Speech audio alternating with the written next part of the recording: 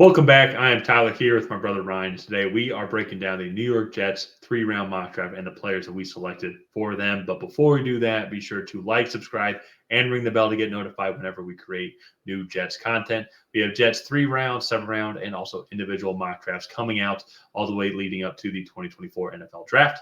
Also, too, one little goal. We're trying to get to 3,000 subscribers by the end of the Super Bowl. So just a couple weeks out now. And we're doing a 32 team mock draft series for all of the teams. So we just need about 15 new subscribers per video. So if this is your first time here, be sure to like, subscribe, and help us reach our goal. It's greatly appreciated. And Ryan, let's pull this up here. So quickly, just to orient you on what you're seeing here. So we have the Jets pick here in that's bold and green as Talise Fuaga. We have a couple of the picks before and after, just to provide some context on some of the players that they passed on and some of the players that they weren't able to take. Even then, to the right, we have some players that we feel could be some other potential options for them to take, and also which team they selected in our mock draft, which team selected them in our mock draft, and which pick that was. So, went with Talise Fuaga here. This is probably your third favorite offensive lineman in the class here. Yeah. Probably the most outside of Joe Alt and Olaf Shanu. Like I would say. Is it too much to say maybe the most pro-ready compared to like J.C. Latham? Yeah, I would say that. To me, okay. So he's the best run blocker in this class, like Joe Alt, Olaf Shanu included. And then he's, to me, the most consistent of the second-tier guys in pass protection. I guess I would say J.C. Latham and Amari Spence have more like overall dominant reps at right tackle, but then I think you look like they have also much worse reps at right tackle than anything that Talise Fuaga has on tape. J.C. Latham, speaking of the final snap in the Michigan game was just a horrible rep. So that to me, I think Talise Fuaga comes in and is a really great plug and play option here at the right tackle spot for the Jets.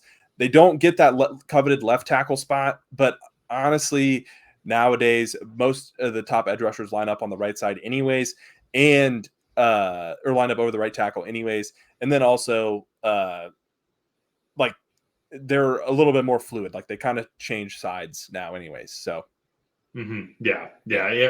I think it's fair. Also, then too, with Aaron Rodgers getting older, having then a good running game. If Aaron Rodgers is still going to be there, which I'm assuming that he will be, but Breece Hall just shy of 1,000 yards, and he was coming off the ACL tear, so he started off the year a little bit slower just because of rep concerns and everything.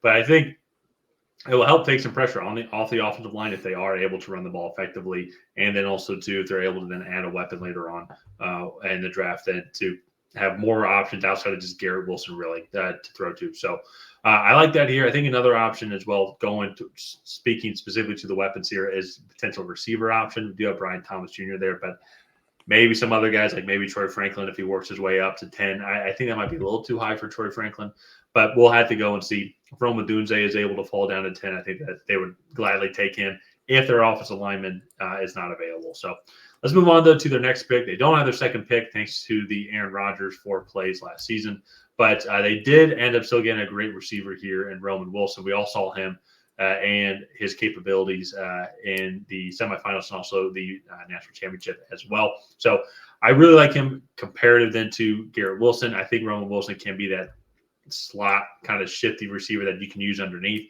while Garrett Wilson is going to be their lethal like main receiver one that all defenses are going to have to focus on. Roman Wilson can really capitalize then on those cracks in the armor of these defenses. So really like that. I would say that compliment to Garrett Wilson's capabilities. What are your overall thoughts on Wilson? I mean, Garrett Wilson is going to be a coverage mover, and I think Roman Wilson is a great guy. He plays really well into zone defenses, but then he also still has the skill set to beat man coverage. But to me, I think if teams are going to do kind of what New England did to the Jets when Christian Gonzalez was healthy, was all right, well, we're just going to throw Christian Gonzalez on Garrett Wilson and kind of leave a safety at the top and then play zone on the rest of the field.